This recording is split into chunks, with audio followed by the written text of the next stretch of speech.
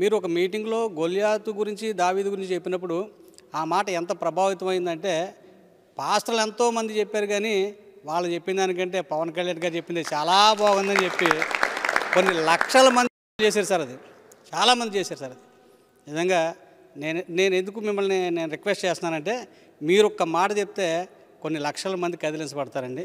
మీరు దయతో క్రైస్తవులకు నేను అండగా ఉన్నాను మీరు ఒక మాట చెప్తే ఈరోజు మేమే కాదండి లక్షల మంది ప్రజలతో పాటు విశ్వాసులతో పాటు క్రైస్తవ నాయకులు పాస్టర్లు అందరూ కూడా మేము వెనకాలకు వచ్చేస్తారు సార్. మిమ్మల్ని మేము అసెంబ్లీలో చూడాలి, సీఎంగా చూడాలని వేసి మేము పాస్టర్స్ అందరూ కూడా కోరుకుంటున్నామండి. 2008లో మీతో ఉన్నాను, 2014లో ఉన్నాను, 2019లో ఉన్నాను. మీరున్నంతకాలం మీతో నేను ఉంటానన్నా. పార్టీ అధికారంలో రావాలి, మీరు ముఖ్యమంత్రిగా నేను చూడాలన్నా. మీరు క్రైస్తవం గురించి ఎప్పుడు మాట్లాడిన విషయాలు చాలా అద్భుతంగా ఉంటున్నాయి. ఎక్కడ క్రైస్తవుల మనోభావాలు దెబ్బతినకుండా చక్కగా మాట్లాడుతున్నారు. అది క్రైస్తవుల తరపున మమ్మల్ని అభినందన తెలియజేస్తున్నాను. జగన్ గారు వచ్చిన తర్వాత క్రైస్తవుల మీద దాడులు జరుగుతున్నాయి. అంతకుముందు దాడులు క్రైస్తవుల మీద ఎవరి మీద దాడులు జరగలేదు. జగన్ ప్రభుత్వం వచ్చిన తర్వాత క్రైస్తవుల మీదే తిరుగుబాటు జరుగుతుంది. అంటే క్రైస్తవులకి జగన్ వల్ల వచ్చేది సున్నా తప్ప ఏమీ లేదు, మేలేమీ లేదు. ఈవేళ క్రైస్తవ్యం ఒక రకంగా చెప్పాలంటే జగన్ వల్ల భ్రష్టు పట్టిపోతుందండి.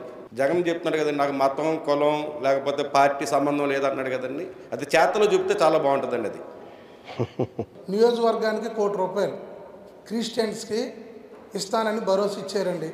ఇప్పుడు ₹1 వల్ల సొమ్మ నియోజకవర్గానికి జగన్ గారు వచ్చిన తర్వాత మైనారిటీ ఫండ్ ₹1 రాలేదు. మహమ్మద్ అక్బర్ సార్ నా పేరు ముస్లింగా నేను కన్వర్ట్ అయిన తర్వాత ఆనంద్ అలియాస్ ఆనంద్ కుమార్గా నా పేరు నామకరణం చేయడం జరిగింది సార్. ఇస్లాం నుంచి క్రిస్టియన్కి నేను ఇప్పుడు నా పరిస్థితి ఎలా ఉందంటే సార్, ఇప్పుడు ఇస్లాం నుంచి క్రిస్టియన్కి వచ్చిన తర్వాత ఏ మైనారిటీ సైడ్ వెళ్ళాలో తెలియనటువంటి పరిస్థితి సార్. చాలా రైట్ సార్, పాయింట్ వచ్చి మాట్లాడాలి మీరు. ఈరోజు మీ సమాధానం కొరకే నేను కూడా మా నాయకుడికి వచ్చాను సార్. నేను రోమిలకు రాసినటువంటి పత్రికలో 5వ అధ్యాయము శ్రమ ఓర్పును, ఓర్పు పరీక్షను, పరీక్ష నిరీక్షణను కలగజేయనని ఎరిగి శ్రమలయందు అతిశయపడుదుము. ఎందుకనగా ఈ నిరీక్షణ మనలను సిగ్గుపరచదు. ఈ మాట నేను మీకు చూపించాలనేటువంటి ఆ ఉద్దేశం ఏంటంటే సార్, మీరు ఈ యొక్క జనసేన పార్టీ పెట్టిన తర్వాత ఎంతో శ్రమపడ్డారు, ఎంతో కష్టపడ్డారు.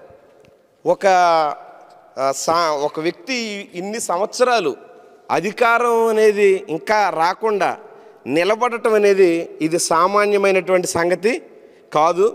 మీ శ్రమ మీకు ఎంతో ఓర్పునిచ్చిందండి.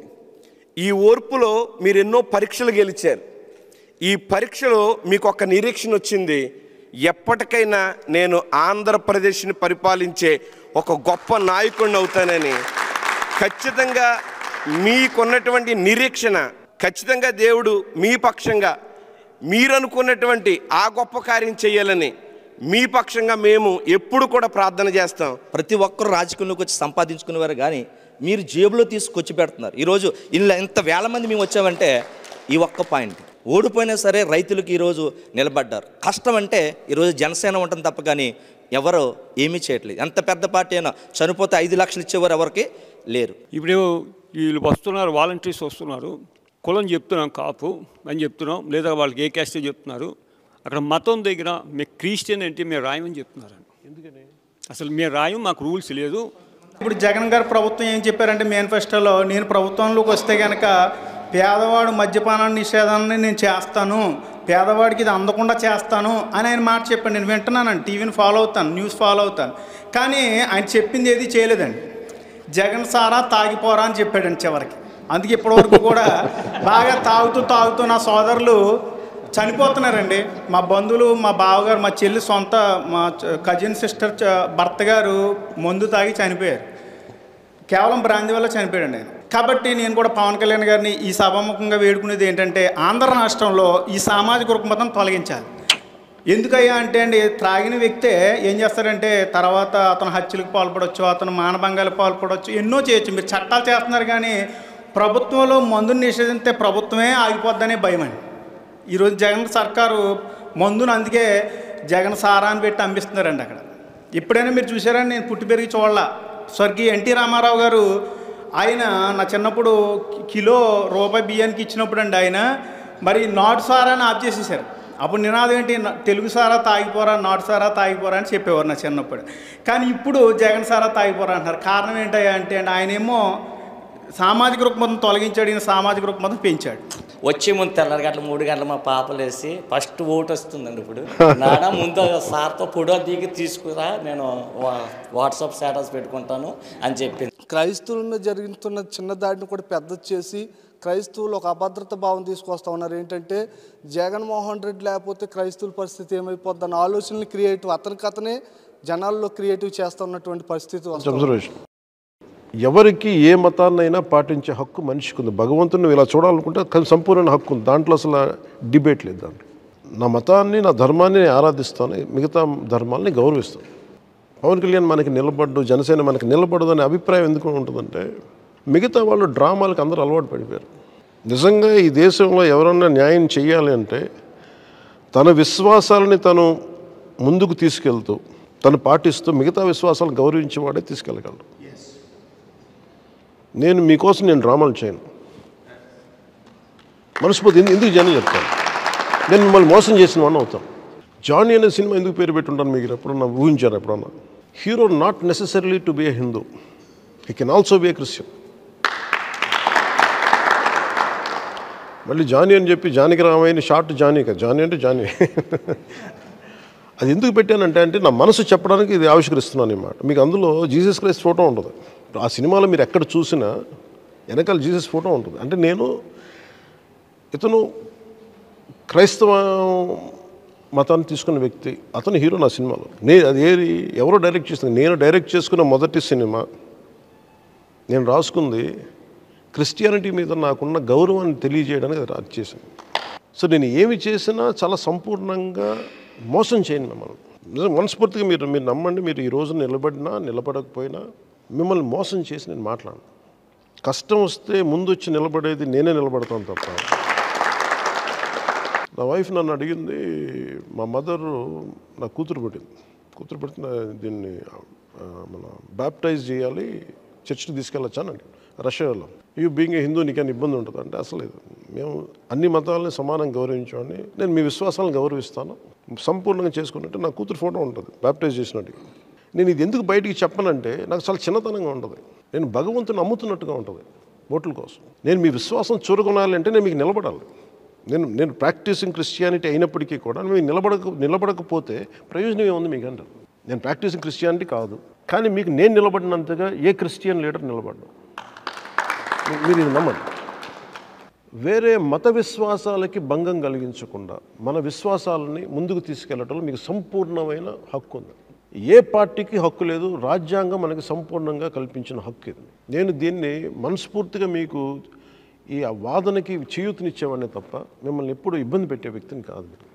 నేను బౌద్ధాన్ని చూశాను, మీరు చూస్తే తమ్ముడిలో బౌద్ధం కనిపిస్తుంది మీకు. మత ప్రస్తావన లేని రాజకీయం చేయాలి, అది నా అల్టిమేట్ గోల్. అది ఎమాన్సిపేషన్ డిక్లరేషన్ అంటే మనకి బానిసత్వం ఉండకూడదని జార్జ్ వాషింగ్టన్ పెడితే అది ఈ రోజుకి ఇంకా అంచెలంచెలుగా జరుగుతుంది. అట్లాగే నేను కోరుకుంది కూడా మత ప్రస్తావన లేని రాజకీయాలు ఉండాలని. ఇప్పుడు మీరేమంటున్నారు, జగన్ మనవడేంటి మనల్ని పట్టించుకోవట్లేదు, ద్రోహం జరిగిందని ఎలా చెప్పారో అలాగా హిందూ లీడర్లు మనల్ని పట్టించుకోవట్లేదు, హిందువులంతా ఏకమైపోయారు. అది దేనివల్ల జరుగుతుందంటే పొలిటికల్ లీడర్స్ వల్ల జరుగుతుంది. నేను జగన్కి 517 ఎన్నో దేవాలయాలు దాడులు జరిగినాయి, అపవిత్రం చేయబడ్డాయి. ఈ పదం ఇబ్బంది కలిగిస్తుంది మాట్లాడుతున్నప్పుడు. పొలిటికలీ రైట్ పదం కాదు, కానీ సమాజానికి చాలా మంచి పదం ఇది. 517 దేవాలయాలు మీరు కూల్చేశారు, మీరు అపవిత్రం చేశారు. దీని దోషులు ఎందుకు పట్టుకోలేదని అంటున్నప్పుడు ఏమనిపిస్తుంటే ప్రతి ఒక్కరికి, హిందూ కాని వ్యక్తులకి ఏమనిపిస్తుంటే ఇతను వెళ్ళి హిందువుల సైడ్ తీసుకున్నాడా అనిపిస్తుంది. ఇది మేజర్ సమస్య ఉంటుంది. నా వాదన ఏంటంటే మనం దోషుల్ని పట్టుకోకపోతే ఏం భావన కలుగు, దోషుల్ని పట్టుకోకపోతే వాడు తాగి చేశాడా లేదంటే కావాలని గొడవలు పెట్టడానికి చేశాడా, ఆ దోషుల్ని పట్టుకోకపోతే ఒక గాల్లో ఏం భావన ఉంటుందంటే మనల్ని జగన్ అనే వ్యక్తి వచ్చాక క్రిస్టియన్ సమూహాలు వచ్చి మన గుడిని ఇది భావన చెప్పరు నోటితోటి, ఎవరు మనకు ఆ భావన కలగజేస్తారు. మీరు దోషుల్ని పట్టుకోకపోతే ఈ భావన వల్ల రేపొద్దున మీకు ఆ ఇన్సిడెంట్కి సంబంధం లేదు. ఒక వ్యక్తి చేసిన తప్పు అది. నేను మాట్లాడేటప్పుడు ఏమనిపిస్తుంది, కరెక్షన్ మాట్లాడుతాను. ఒక జబ్బు ఉంది, క్యాన్సర్ అది దాన్ని కోసేయాలి. కోసేటప్పుడు మాట కఠినంగా ఉంటుంది. ఇది నేను ఎక్కడి నుంచి నేర్చుకున్నానంటే, ఇది ఎక్కడి నుంచి నేర్చుకున్నాను, జీసస్ క్రైస్ట్ జీవితం నుంచే నేర్చుకున్నాను నేను. మగ్ధలేని మాట్లాడుతున్నప్పుడు మీరు తప్పు చేయనివాడు ఎవడు, తప్పు చేయనివాడు రాయండి అని. ఇది మాకు పాఠాలు ఉన్నప్పుడు డేవిడ్ అండ్ గొలాయిత్ మాట్లాడుతూ ఈ కథలు చెప్తున్నప్పుడు మేము స్కూల్లో చదువుకున్నాయి, లేదంటే మా టీచర్ మాకు ఇమాన్యుయల్ టీచర్ ఉండేది. నాకు అత్యంత ప్రేమ ఆవిడంటే. ఆవిడ నన్ను దగ్గరికి తీసుకున్నందుకు ఇంకా ఏ టీచర్ దగ్గర తీసుకోలేదు. నాకు క్రిస్టియానిటీ మీద అంత కదా గౌరవం అంటే ఫస్ట్ నాకు గౌరవం నేర్పించింది ఆవిడ. మా టీచర్ ఆవిడ ఇమాన్యుయల్ టీచర్ అని ఆవిడ ఉండేవాడు. ఆవిడ ఒకటే మాట చెప్పింది చిన్నప్పుడు, తనని తాను తగ్గించుకున్నవాడు హెచ్చింపబడినాను. అది ఏ అధ్యాయం ఇవన్నీ నాకు తెలియదు, కానీ ఆ వాక్యం గుర్తుండిపోయింది నాకు. నువ్వు ఎంత ఎత్తు ఎదిగినా నువ్వు తగ్గి మాట్లాడు, తగ్గు. ఇవన్నీ నేను చాలా లోపల ఏమంటుందని అణువుల్లోకి వెళ్ళిపోయింది నాకు. జనసేన అనేది మీ అభిమతాలకు కానీ మీ మనోభావాలకు కానీ ముఖ్యంగా ఫస్ట్ ఫండమెంటల్ రైట్స్కి విఘాతం కలిగితే క్రిస్టియన్ మైనారిటీస్ తరఫున జనసేన నుంచి బయటకు వచ్చి మీకు అండగా నిలబడేది నేను. ఇక్కడ రెవరెండ్ లాజరస్ గారు ఉండేవాళ్ళు ఉద్దన్ రాయన్ పాలెంలో. అండ్ రెవరెండ్ చాలా డీప్ మంచి ప్రేయర్స్ చేసేవాళ్ళు ఆయన. ఆయన ఒకసారి మన ఆఫీస్కి వచ్చి చాలా ప్రార్థించి, మీరు రేపు పొద్దున ఉగాదికి మీరు మా ఊరు రావాలని చెప్పి. అంటే ఆయన చెప్పింది ఏంటంటే, ఇది హిందువుల పండుగే, నేను మతం తీసుకున్నాం. ఆయన పాల్గొనలేదు, కానీ ఆయన దగ్గరుండి జరిపించారు ఉగాది పండుగ. అసైన్డ్ భూములు మావి, మాకు మిగతా వాళ్ళకి ఇచ్చినంత డబ్బులు మాకు రావట్లేదు, ఒక అదనంగా ఇంకొక 150 రూపాయలు కానీ 50 రూపాయలు కానీ ఒక పర్టికులర్ ఫిగర్ పెంచి మీరు ప్రభుత్వంతో మాట్లాడండి మా తరఫు నుంచి అంటే, అది నేను చేంజ్ అన్నాను. ఇందులో ఎక్కడా కూడా నేను మతం చూడలేను, వాళ్ళ సమస్యనే చూశాను. క్రైస్తవులకి జనసేన వ్యతిరేకం ఎప్పటికీ కానే కాదు. క్రైస్తవులకి నేను అండగా ఉండాలి అనే మాట ఎలా చెప్పాలి, నేను నిలబడి చూపించాలి. కానీ నేను మీకు ఈ రోజున మాట ఇస్తుంది, మీ సమస్యల పట్ల మీ ఉనికి కోసం మీ గౌరవం కోసం నేను సంపూర్ణంగా క్రిస్టియన్ సమాజం పట్ల నేను నిలబడతాను. మీరు ఈసారి నిజాయితీకి సత్యానికి మీరు నిలబడండి. మీకు ఏ మాత్రం కష్టం వచ్చినా నేను అక్కడ ఉన్నాను అనేది మటుకు మీరు మర్చిపోకండి. సో నాకు మీకు తెలుసో లేదో, నేను బెత్లెహేమ్ వెళ్ళాను. నాకు భగవంతుడి పిలుపు ఎలా ఉంటుందంటే రకరకాల చోట నుంచి ఉంటాం. నాతో ఏదో ఒక సినిమా స్టార్ట్ చేస్తాం జీసస్ క్రైస్ట్ మీద, అప్పుడు వచ్చింది కదా. అదేంటంటే నా జీసస్ క్రైస్ట్ క్యారెక్టర్ కాదు, ఇంకొకరు ఎవరో చేస్తారు, దానికి నేను నా ద్వారా కథ బయటకు వస్తాయి. సో దాంట్లో బాగా నన్ను జెరూసలేం పట్టుకెళ్ళారు, ఇజ్రాయెల్. వెళ్తే నన్ను వెస్ట్ బ్యాంక్ దగ్గర బెత్లెహేమ్ ఉంటుంది, అక్కడ తీసుకెళ్ళారు. అండ్ ఆయన పుట్టిన స్థలాన్ని స్పర్శించగలిగే అవకాశం వచ్చింది నాకు. అలాగే ఆయన్ని ఆ కొండ మీద ఆయన్ని సిలువ వేస్తా తీసుకెళ్ళే దారి ఒకటి ఉంటుంది. నడుస్తున్నప్పుడు కన్నీళ్ళు తెప్పించేస్తుంది, ఏడుపు వచ్చేస్తుంది నాకు. అలాగే ఆయన 40 రోజులు ఆ కేవ్లో ఉన్నారు కదా, అక్కడికి వెళ్ళాను నేను మీ ప్రయోజనాలకి అన్నిటికీ అవి చేసేది నేను ఎలా చేస్తాను, అన్నిటిని దాటి మీ సమస్యల కోసం నిలబడే మా కుటుంబ సభ్యుడు ఒకడు ఉన్నాడు, అది పవన్ కళ్యాణ్ అన్నమాట. మీరు గుర్తుపెట్టుకోండి. చాలు సమయం సందర్భం వచ్చినప్పుడు నేను నిలబడినంతగా, నేను అండగా ఉన్నంతగా ఈ వ్యక్తి కూడా ఉన్నాడు, ఇప్పుడు పాలిస్తున్న వ్యక్తి కూడా ఉన్నాడు. అతను మతాన్ని వాడుకునే వ్యక్తి తప్ప నిజంగా జీసస్ వాక్కునే మనకి తీసుకెళ్లే వ్యక్తి అయితే రాష్ట్రాన్ని ఇంత ఇబ్బంది పాలు చేయడు.